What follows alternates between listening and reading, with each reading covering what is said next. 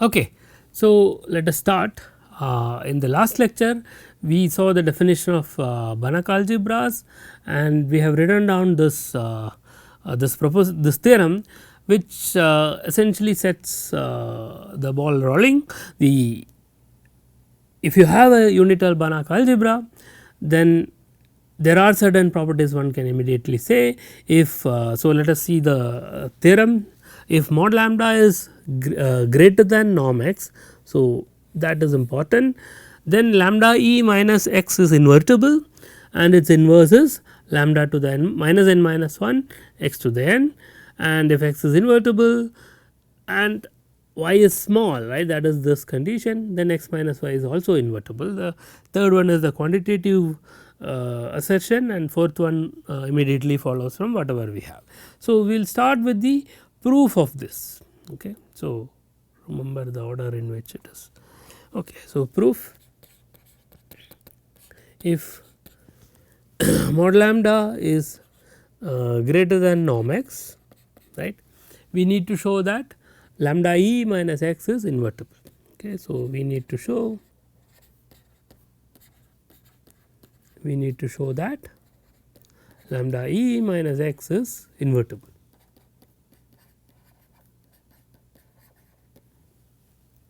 So, this is simply expanding 1 by 1 minus t. Okay. So, we write lambda e minus x equal to, you take lambda outside, e minus x by lambda, and norm of x by lambda is less than 1, right, by the assumption, and so it is invertible. Hence e, so hence e minus x by lambda is invertible. Remember that if y has norm less than 1, e minus y is invertible, that is the first thing we proved. And the inverse is of course lambda e minus x inverse would be, well, there is lambda inverse into inverse of e minus x by lambda, that is the series, right. So, that is x to the n by lambda to the n and going 0 to infinity, and that is simply lambda to the minus n minus 1 x to the n, right, which is precisely what we want. Okay. So, that is the first one. So, you can see it CC. So, that is A. The second one is if B is invertible, right, sorry, x is invertible and y norm y is small, then x minus y is also invertible, right. So, if x is invertible and norm y is small, so what, how small was it? Norm y is strictly less than norm x inverse, right, then x minus y is invertible, right, that is what we want to show. Okay. So, to show this, okay. So, write x minus y. So, remember x is invertible, x minus y equal to e minus y x inverse into x. Okay. And x is invertible, what do you know about y x inverse? Because of the condition here, norm of y x inverse strictly well that less than 1. Okay. So, this portion will be invertible. Okay. All right. So, that part is fine. Let us go down. Yeah. Okay. And also note, maybe you can expand this and note that e minus y x inverse, right. The inverse of this is y x inverse n and going from 0 to infinity. Okay. Note that I am not writing y to the n x to the minus n, right, because we are not assuming commutativity. Okay. So, let us look at the remaining ones. See, so what was C? C says that if x is invertible, so if x is invertible and norm y. So, this is a slightly quantitative statement here, norm y is less than or equal to half of norm x inverse inverse. Okay.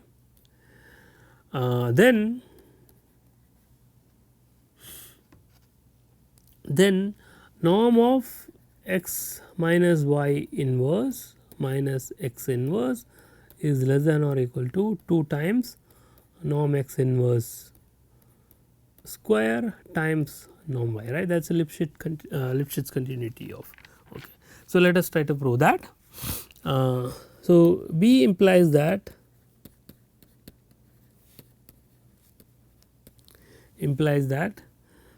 x minus y is invertible,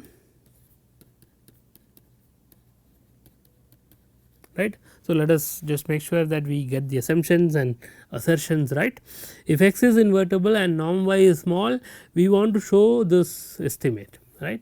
For that you need to start with x minus y inverse, but that is true by the previous result, right. If norm y is less than, we have half of something, we do not need that half, still x minus y will be invertible, right. So, the x minus y is invertible to start with, and x minus y inverse minus x inverse. So, what would be this? Well, x minus in. So, if you look at the previous, so let me see. Okay. So, here we have the inverse, right. So, this is n equal to 0 will give me e plus y x inverse plus y x inverse square plus etcetera etcetera, right. And the x minus y inverse would be this quantity times, right. So, x minus y inverse is x inverse into e minus y x inverse inverse, right. A b inverse is b inverse inverse, right. So, and this is a series, right.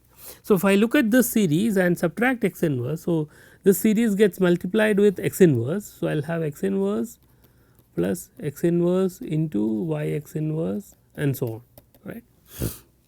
And I subtract x inverse, the first term x inverse will cancel away, and this is simply norm of. So, okay, I should first write what it is and then take the norm. Okay, so this is x inverse times summation y x inverse to the n. So, the first x inverse gets cancelled and n equal to 1 to infinity is how it looks like. So, I take the norm of this is norm of okay, is less than or equal to, I can take the norm inside. So, and use the Banach algebra property. So, this is going to be less than or equal to 1 to infinity norm y to the n norm x inverse to the n.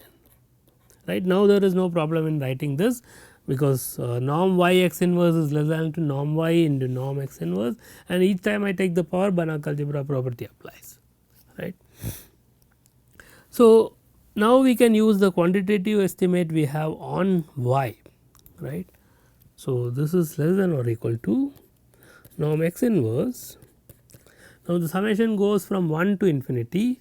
So, I take one term outside. So, norm, the first term norm y into norm x inverse, and then I have 0 to infinity, right. So, this is, let us say k equal to 0 to infinity norm y to the k norm x inverse to the k, right. But the assumption on y is that norm y is less than to half times norm x inverse inverse. So, if I take the x inverse inverse to the other side, I will have that is less than to half. So, this is less than or equal to half to the k, right, and I am going from 0 to infinity, I will get at the most 2, right. So, that proves what we want. So, I have this is less than 2, the constant gives me 2 and I have norm x inverse, there are 2 of them, right.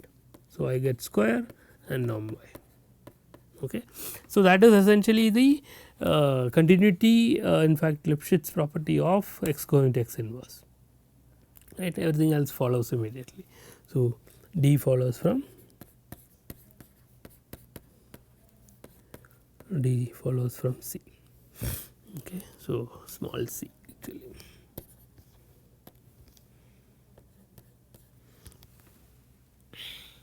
Okay. So, that proves the basic result we wanted to. Now, we can define a spectrum of an element. Okay. So, all this is going to be similar to what you already know in the case of operators and so on. Okay. So, definition, let A be a unital Banach algebra. Okay. If x is in A, the so it is unital. Okay. The spectrum of x denoted by sigma of x. Okay. So, that is going to be the notation for the spectrum of an element x, sigma of x is denoted by sigma x is. So, what is sigma x? This is all those complex numbers such that lambda e minus x is not invertible. Right. So, this is a definition you have seen for operators, right. Lambda I minus t is not invertible, then that is the spectrum of the operator t. This is the same concept, right, because operators bounded operators form Banach algebra anyway. So, it just lifted from there, you can say. Okay. So, since lambda e minus x is invertible if lambda is greater than norm x. So, remember that we started with that lambda e minus x is invertible, because you can take lambda outside and you will have x by lambda, which is norm less than 1 and so on, right. So, those lambdas will not be in the spectrum, right. We get that spectrum of x is going to be contained in all those lambda such that lambda is less than or equal to norm x. Okay. So, spectrum is bounded, right. So, spectrum is bounded. Spectrum is a bounded set of the complex numbers. Okay. Now, using the fact that invertible operators are open, that is something which we proved just now, we can show that this spectrum is closed. Okay. So, let us see also if lambda naught is not in sigma x. Okay. So, spectrum is a bounded set in the complex plane. I take something which is not in the spectrum, and if mu is complex number or not mu, okay, lambda 1 perhaps, okay, just to be consistent with whatever we are writing. So, let lambda 1 be a complex number such that it is very close to lambda naught. Okay. So, that means we look at lambda 1 e minus x minus lambda naught e minus x. Okay. Then, well, what is this? This is lambda 1 minus lambda naught, right. So, if I take the norm, e has norm 1. So, I will get mod this less than lambda. So, lambda naught is not in the spectrum. So, this is invertible. Okay. So, e minus x inverse and its inverse, right. So, I have this element here and I have the inverse of that element here and the norm inverse there, then whatever is here will be invertible, right, will be invertible. So, what did we prove? We proved that if lambda naught is not in sigma of x and lambda 1 is such that mod of lambda 1 minus lambda naught is less than or equal to some small quantity, then lambda 1 minus lambda 1 minus x is also invertible. Okay. Hence, if you look at the complement of the spectrum, that is open, right. If I take some lambda naught in the complement, I can choose all the lambda 1 which are close to it and they are still invertible. Hence, sigma x is closed and bounded, so compact. Okay. So, if I take a point in the Banach algebra, unital Banach algebra, all these things make sense and the spectrum is a compact set. Okay. Now, if lambda is not in sigma of x, that means lambda is in the spectrum, then lambda e minus x is invertible. We can define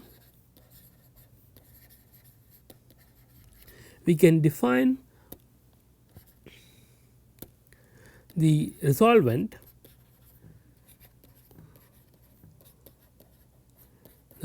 operator of x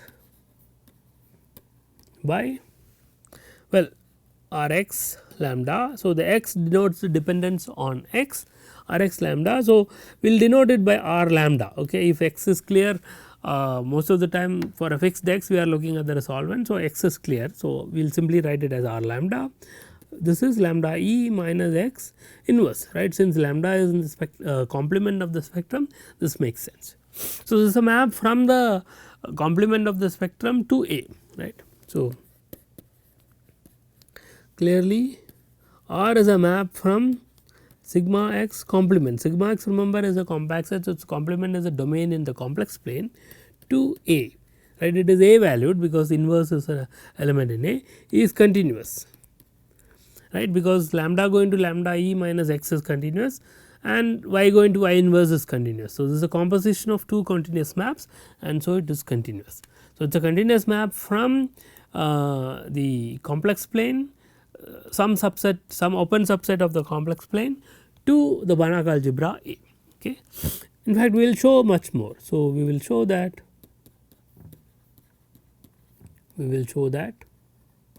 R is actually analytic. Okay. That means the it is a holomorphic function, that is it is an A valued holomorphic function, right. So, it is A valued, script A valued, it takes values in a Banach algebra. Okay. So, that is R is differentiable, right. So, R of lambda plus h minus R lambda divided by h, everything makes sense, right, because h is complex number, r lambda plus h minus r lambda is an element in A divided by h is an element in A, and limit h going to 0 exists in the Banach algebra A, right. So, that is with respect to some norm, right. So, remember that A comes with a norm. So, if this converges to some element A, what does that mean? R lambda plus h minus r lambda divided by h minus A, norm of that goes to 0 as h goes to 0. Okay. So, let me write that as a lemma. So, we will prove that lemma. Okay. That will lead us to the fact that the spectrum is non-empty. Okay. So, lemma lambda going to r lambda. So, x is fixed, right. For a fixed x we are looking at the resolvent, okay, is an A valued holomorphic function, right. So, analytic function on, well, where is it defined? The complement of the spectrum, right, C minus sigma of x. Okay. So, let us prove this.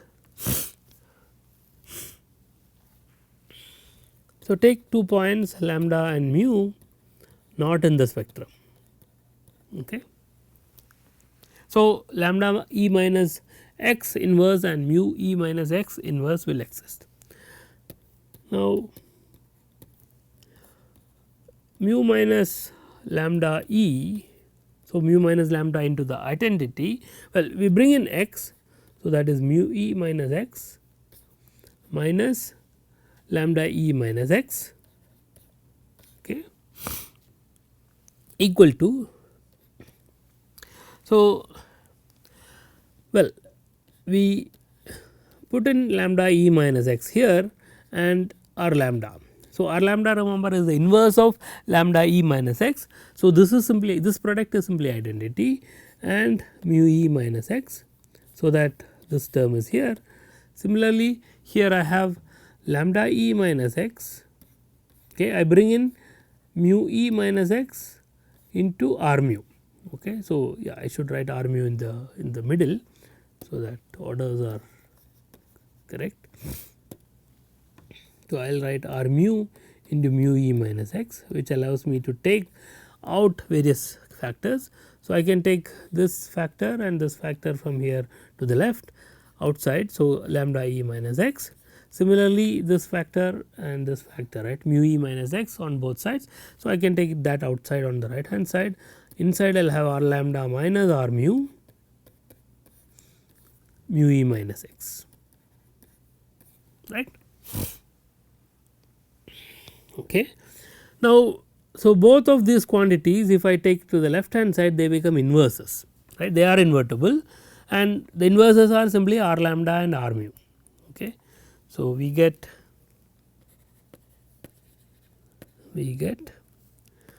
mu minus lambda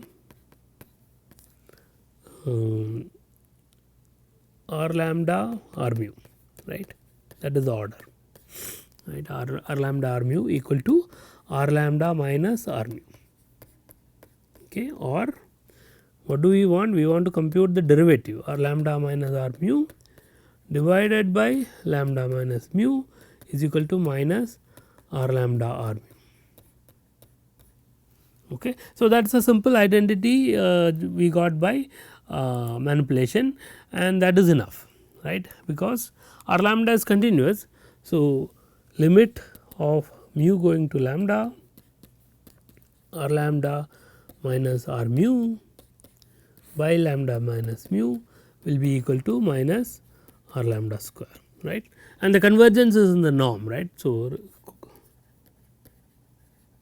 convergence in the norm, right, because the minus r lambda into r mu will converge to r lambda square in the norm as mu goes to lambda, and that proves that r lambda is complex differentiable. So, that is r lambda is complex differentiable, right, complex differentiable or analytic, right. Only thing is it is a valued, right, the Banach algebra valued. So, as a consequence, so whenever you have vector valued holomorphic function, you can always make them scalar valued by composing with linear functionals, right. So, consequently, so this is also good to know. Consequently, if I take any phi in A star, so what is A star? A is also Banach space, right, it is a Banach algebra. Its star is the space of, it is a dual, right. So, dual of A, that means bounded linear functionals on A with the dual norm and so on, right, on A, right. If phi is in A star, then lambda going to r, well, r lambda will be a element in the Banach space, and then you compose, right. So, phi of r lambda, right. So, this is a holomorphic function or analytic,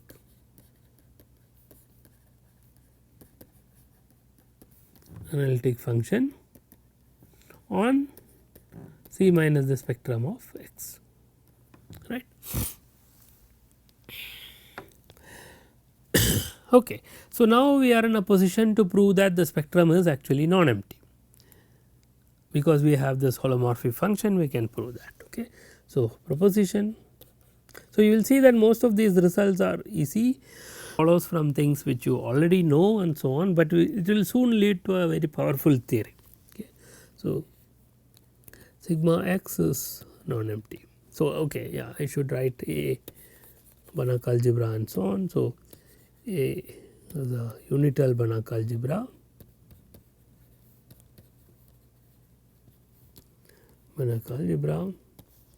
if x is an element in A, then sigma x is non-empty,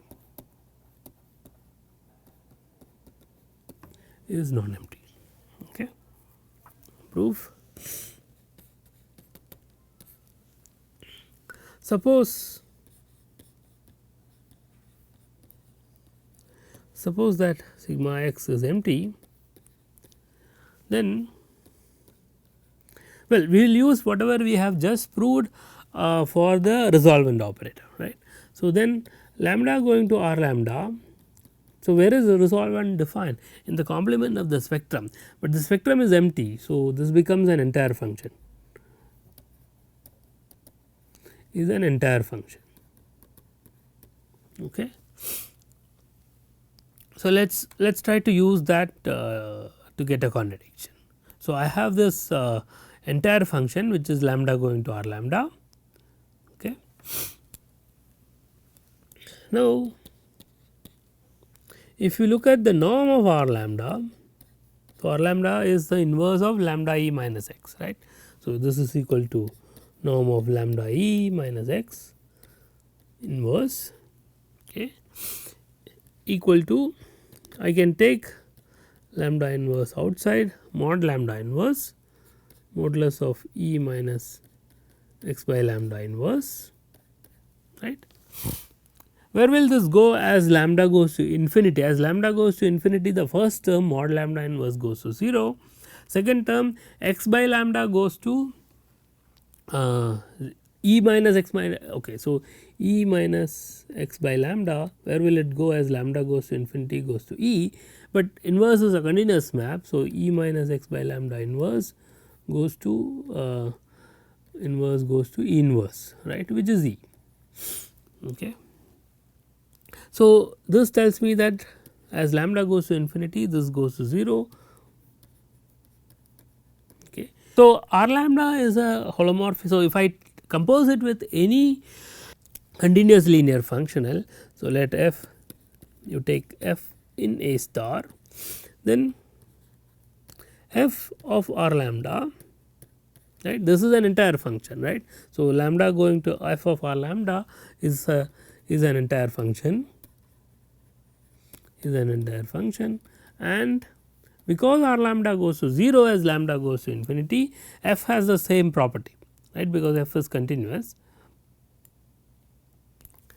and f of R lambda goes to 0 as mod lambda goes to infinity. Okay. So, I have an entire function which goes to 0 at infinity. So, it is bounded and a constant, but it goes to 0 at infinity. So, it has to be 0, right. So, by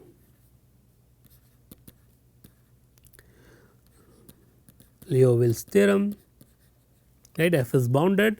So, it is a constant, f is an entire function which is bounded. So, it is constant, but it is supposed to go to 0 at infinity. So, it is actually 0, f of R lambda is 0 for every lambda, right, and for every f in A star. So, this is important. So, once it is true for all linear functionals, this would imply that R lambda is 0, right, which is absurd for every lambda, which is absurd. Okay. So, that proves that the spectrum is non-empty for an element in a Banach algebra. Okay. So, spectrum is non-empty. Now, that gives a very powerful result immediately. So, we will stop with that. So, but let me explain what that is. Gelfand-Mazur theorem. Gelfand-Mazur theorem. This says that if A is a Banach algebra, which is a field, that means any non-zero element is invertible, then it has to be the complex numbers. Okay. So, if A is a Banach algebra, unital of course, okay, unital Banach algebra in which every non-zero element is invertible. Okay. Then A is lambda E, where lambda belongs to C, right. So, this is like the complex numbers, right. So, that is a Banach algebra with respect to the usual multiplication and the modulus as the norm, right. So, the only field which is a Banach algebra, right. So, when you have multiplication, it is like a ring. To say that every non-zero element is invertible is saying that A is a field, right. So, if it is a Banach field, then it has to be the complex numbers. Okay. So, proof is quite simple. Now that we have proved the spectrum is, we want to say that the whole Banach algebra A is just lambda E, right, where lambda runs over the complex plane. Okay. So, suppose there is an element which is not there. Suppose x is not equal to lambda E for any lambda in the complex plane, right. That means, there is some element which is not of the form lambda E. Then x minus lambda E is not equal to 0 for any lambda in the complex plane, right, because x is not equal to lambda. So, it is invertible, hence x minus lambda E is invertible, or maybe I should write lambda E minus x, so that it is consistent with whatever I have been doing. So, lambda E minus x is not equal to 0.